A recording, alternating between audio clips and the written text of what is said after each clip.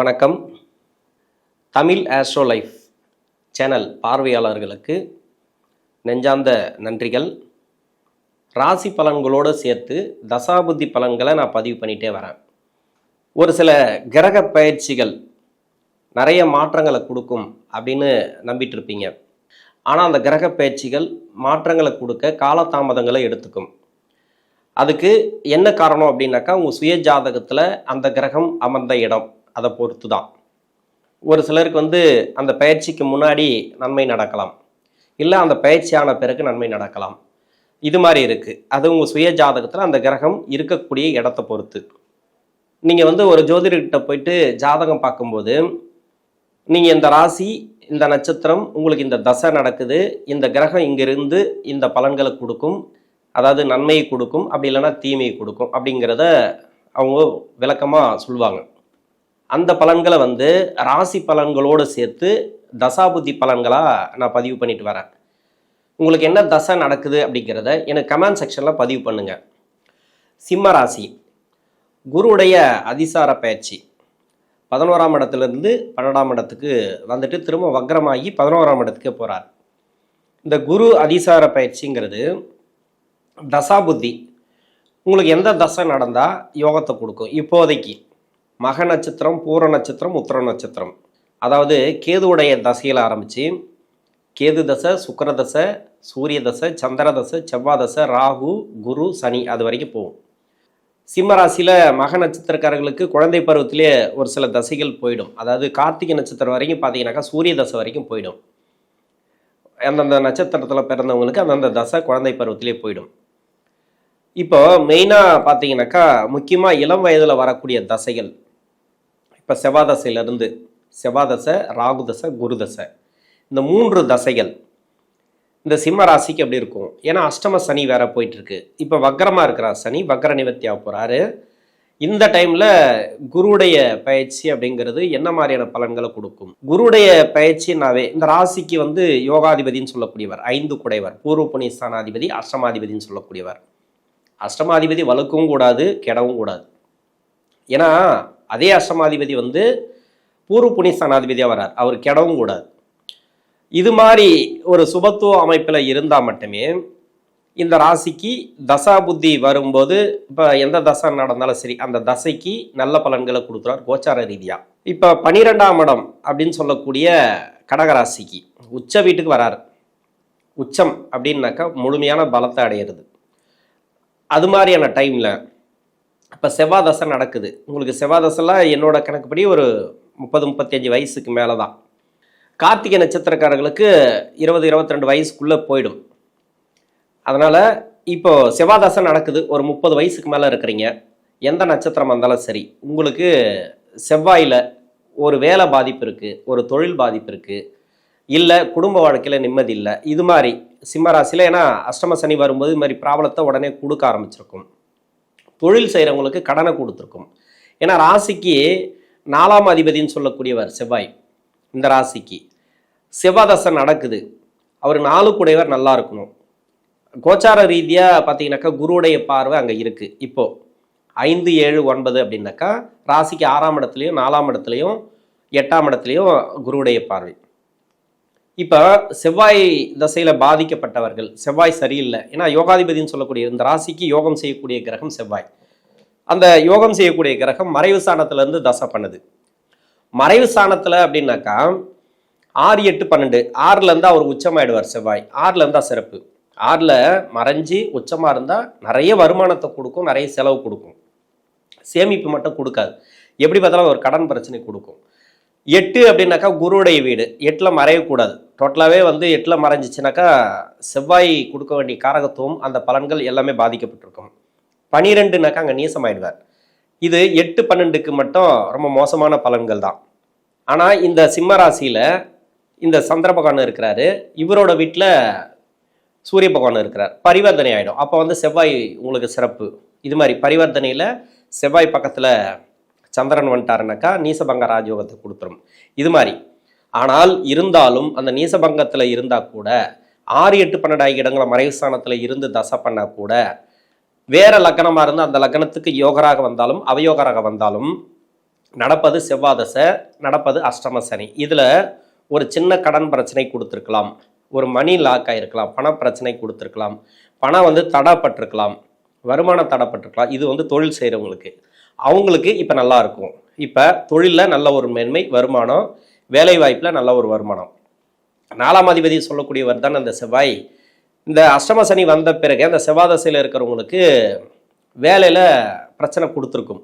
வேலை போயிடுமா போவாதா அது மாதிரி, இல்லை வேலையில் ஒரு ப்ரொமோஷன் எதிர்பார்த்துருப்பீங்க, அதில் வந்து கை வச்சுருப்பாங்க யாராவது, இல்லை யாராவது போட்டு கொடுத்துருப்பாங்க, ஏதோ ஒன்று வேலை ரீதியாக நிறைய பிரச்சனைகளை அனுபவிக்கக்கூடிய நபர்களுக்கு இப்போ குருவுடைய பயிற்சிங்கிறது சிறப்பு.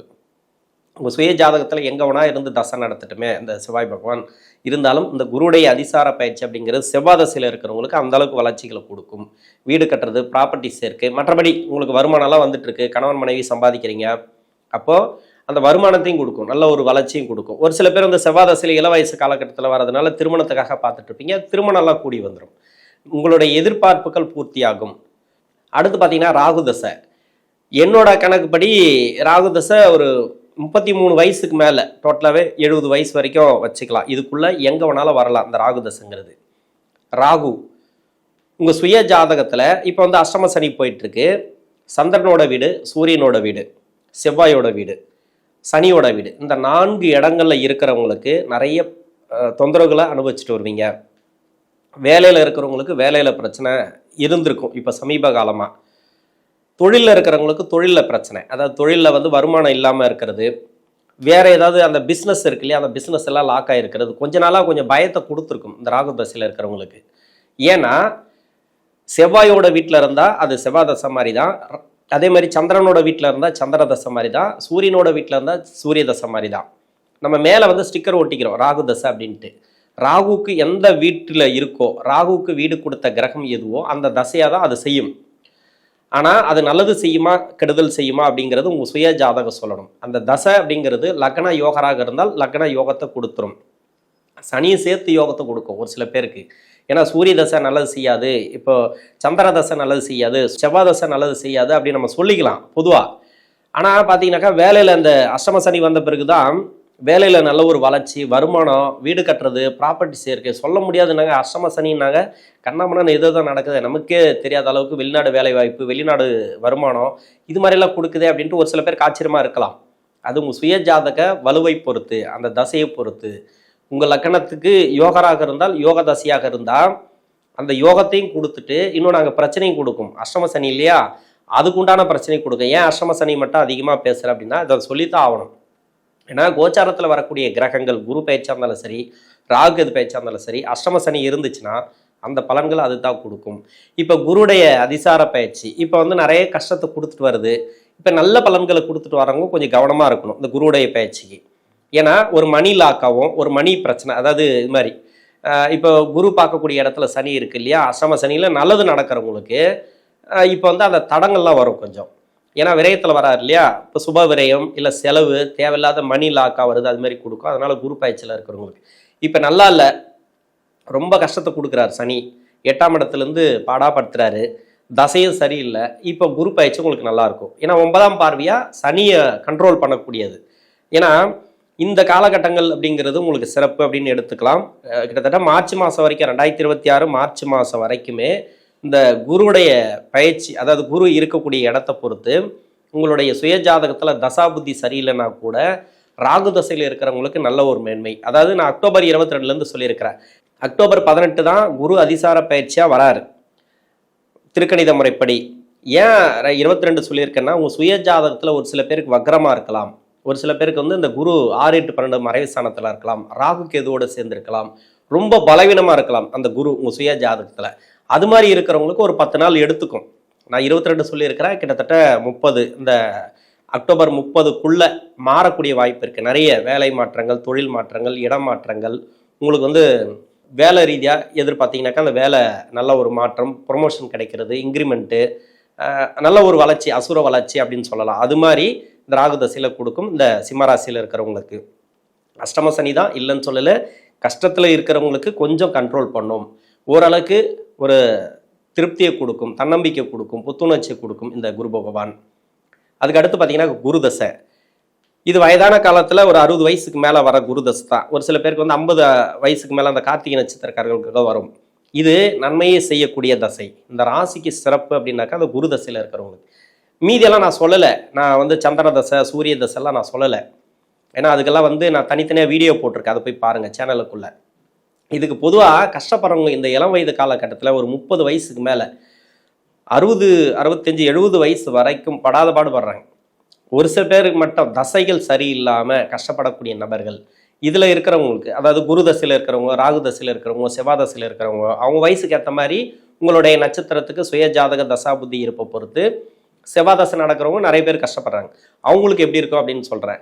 இன்னொன்று ராகு தசையில் இருக்கிறவங்க, ராகு எங்கே இருந்தால் நல்லாயிருக்கும், எங்கே இருந்தால் கஷ்டத்தை கொடுக்கும் அதுன்றது நான் சொல்கிறேன். இந்த குரு பயிற்சிக்கு அது நான் சொல்லியிருக்கிறேன்.